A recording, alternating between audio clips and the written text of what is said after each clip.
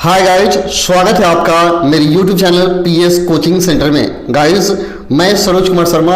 आज मैं आपको इस वीडियो में 3 एडवांस इंग्लिश स्ट्रक्चर बताऊंगा जो कि लाजवाब है। जैसे यदि आपको कहना होगा मैं उससे मिलने के लिए मरा जा रहा था, या मैं उससे मिलने के लिए बेकाबू था, बेकरार था, बेचैन था, या मैं तुमसे बात करने के लिए मरा नहीं जा रहा हूं, या तुम चाय के लिए इतने मरे क्यों जा रहे हो, तो ऐसे वाक्यों को आप अंग्रेजी में कैसे कहेंगे। चलिए आज के वीडियो में देख लेते हैं जो काफी लाजवाब है।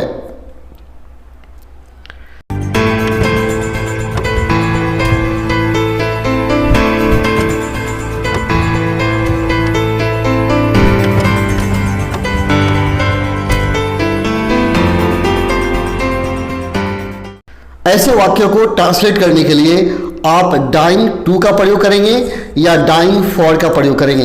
लेकिन ख्याल रखेंगे, जब डाइंग टू के बाद डाइंग टू का प्रयोग करेंगे तो वर्ब का प्रथम रूप होगा, लेकिन डाइंग फॉर का प्रयोग करेंगे तो नाउन या भी फोर का प्रयोग होगा। यानी आप डाइंग के बाद फॉर लगाइए या टू लगाइए, लेकिन टू लगाइएगा तो वर्ब लगाना होगा और फॉर लगाइएगा तो नाउन या वर्ब का चौथा रूप लगाना होगा। चलिए इसका रूल पहले देखते हैं। रूल से वही है, subject plus helping verb plus dying to plus verb one जो ऑब्जेक्ट। लेकिन यदि आप डाइंग फॉर लगाएंगे, जैसे यहां देख लीजिए, तो सारा कुछ वही रहेगा। यहां क्या हो जाएगा, नाउन या भी फोर वर्ब का चौथा रूप हो जाएगा। या आप डाइंग फॉर लगाइए या डाइंग टू लगाइए, लेकिन याद रहे जब टू लगाएंगे तो वर्ब वन हो जाएगा, फॉर लगाएंगे तो वर्ब का चौथा रूप हो जाएगा, अर्थात चौथा रूप यानी नाउन हो जाएगा। ठीक है, जैसे एग्जाम्पल देखते हैं, वो उससे मिलने के लिए मरा जा रहा है, अर्थात वो उससे मिलने के लिए बेकरार है, बेचैन है। तो कैसे बोलेंगे, he is dying to meet her, he is dying to meet her, वो उससे मिलने के लिए बेकरार है। He is dying to meet her, वो उससे मिलने के लिए मर रहा है। He is dying to meet her. या अगर कहना होगा मैं तुमसे बात करने के लिए मर रहा हूं, I am dying to talk to you.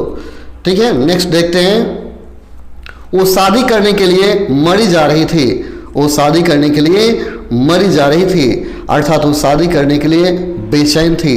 She was dying to get married, she was dying to get married. यहाँ डाइंग का अर्थ रियल में मरना नहीं है, यह बेचैनी को बताता है, यानी वो मर रही है शादी करने के लिए। She was dying to get married. Next है, मैं तुमसे बात करने के लिए मरा नहीं जा रहा हूं, I am not dying to talk to you, I am not dying to talk to you. इसका मतलब है कि मैं तुमसे बात करने के लिए बेकरार बेचैन नहीं हूं, I am not dying to talk to you. Next है, तुम वहां जाने के लिए मरे क्यों जा रहे हो, why are you dying to go there, why are you dying to go there. तुम वहां जाने के लिए क्यों बेकरार हो, क्यों बेचैन हो। Why are you dying to go there? Why are you dying to go there?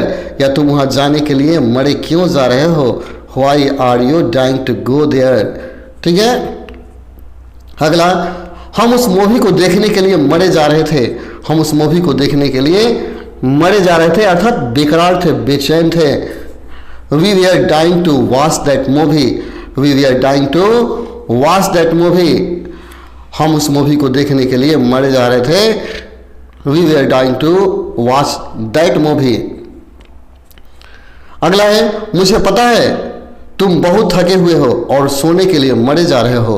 मुझे पता है तुम बहुत थके हुए हो और सोने के लिए मरे जा रहे हो। I know you are so tired and dying to sleep. I know you are so tired and dying to sleep.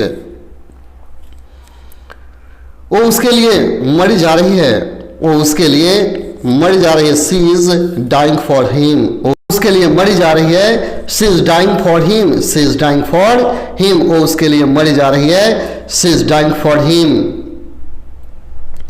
वो उसके प्यार के लिए मरा जा रहा था, वो उसके प्यार के लिए मरा जा रहा था। He was dying for her love, वो उसके प्यार के लिए मरा जा रहा था। He was dying for her love, he was dying for her love. चलिए अगला स्ट्रक्चर देखते हैं, स्ट्रक्चर नंबर 2। ये भी काफी लाजवाब है।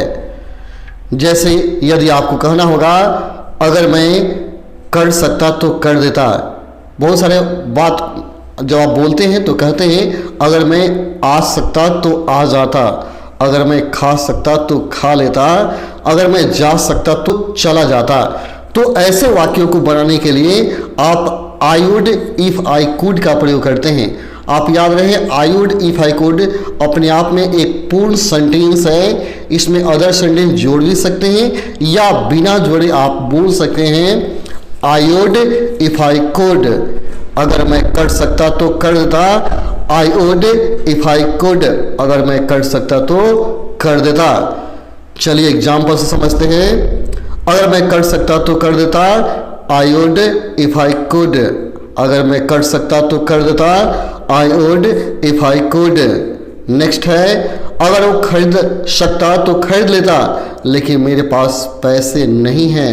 यहाँ अलग से एक वाक्य जुड़ा हुआ है, अगर मैं खरीद सकता तो खरीद लेता लेकिन मेरे पास पैसे नहीं हैं। I would if I could but I have no money, I would if I could but I have no money, I would if I could but I don't have money. आप दोनों में से किसी का प्रयोग कर सकते हैं, ठीक है।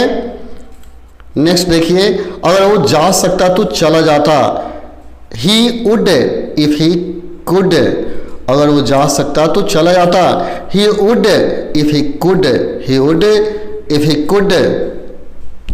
अगर मैं पढ़ सकता तो पढ़ लेता, अगर मैं पढ़ सकता तो पढ़ लेता, आई वुड इफ आई कुड, अगर मैं पढ़ सकता तो पढ़ लेता, आई would if I could. Next है स्ट्रक्चर नंबर 3। ये भी काफ़ी लाजवाब स्ट्रक्चर है।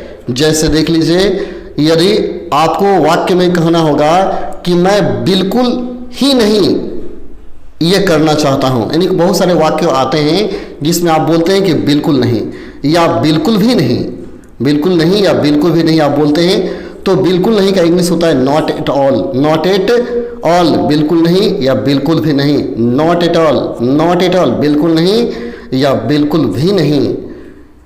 जैसे इसका रूल्स हो जाएगा subject plus helping verb plus not at all और लास्ट में अदर वर्ड डालेंगे, नाउन प्रोनाउन कुछ भी आ सकता है, ठीक है। सब्जेक्ट प्लस हेल्पिंग वर्ब और at last you have to use not at all, यानी और अंत में अदर वर्ड देंगे।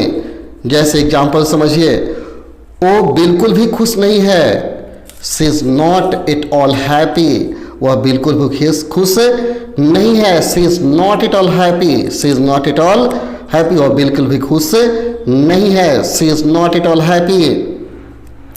मैं बिल्कुल भी भूखा नहीं था, मैं बिल्कुल भी भूखा नहीं था, I was not at all hungry, मैं बिल्कुल भी भूखा नहीं था, I was not at all hungry, I was not at all hungry. Next है मैं उसके साथ बिल्कुल भी नहीं जाऊंगा, मैं उसके साथ बिल्कुल भी नहीं जाऊंगा, I will not at all go with him, I will not at all go with him, मैं उसके साथ बिल्कुल भी नहीं जाऊंगा, I will not at all go with him. Next है मैं उसके साथ बिल्कुल भी नहीं जाऊंगा, I will not at all go with him. अगला है जब मैंने उससे तुम्हारे बारे में बताया तो वो बिल्कुल भी सरप्राइज नहीं था, जब मैंने उसे तुम्हारे बारे में बताया तो वो बिल्कुल भी सरप्राइज नहीं था, he was not at all surprised when I told him about you, he was not at all surprised when I told him about you। अगला है क्या तुम वहाँ जा सकते हो, एक क्वेश्चन मैंने आपसे पूछा क्या तुम वहाँ जा सकते हो, तो आप आंसर बोलेंगे बिल्कुल भी नहीं। कैन यू गो देयर, तो आपका आंसर होगा not at all, can you go there, तो आंसर हो जाएगा नॉट एट ऑल, बिल्कुल भी नहीं कहना होगा तो क्या कहेंगे नॉट एट ऑल। तो चलिए गाइस, आज का वीडियो हम लोग यहीं पे ख़त्म करते हैं। आप इन सारे स्ट्रक्चर को खूब प्रैक्टिस कीजिए और इंग्लिश बोलिए। फिर मिलते हैं अगले वीडियो में, तब तक के लिए धन्यवाद।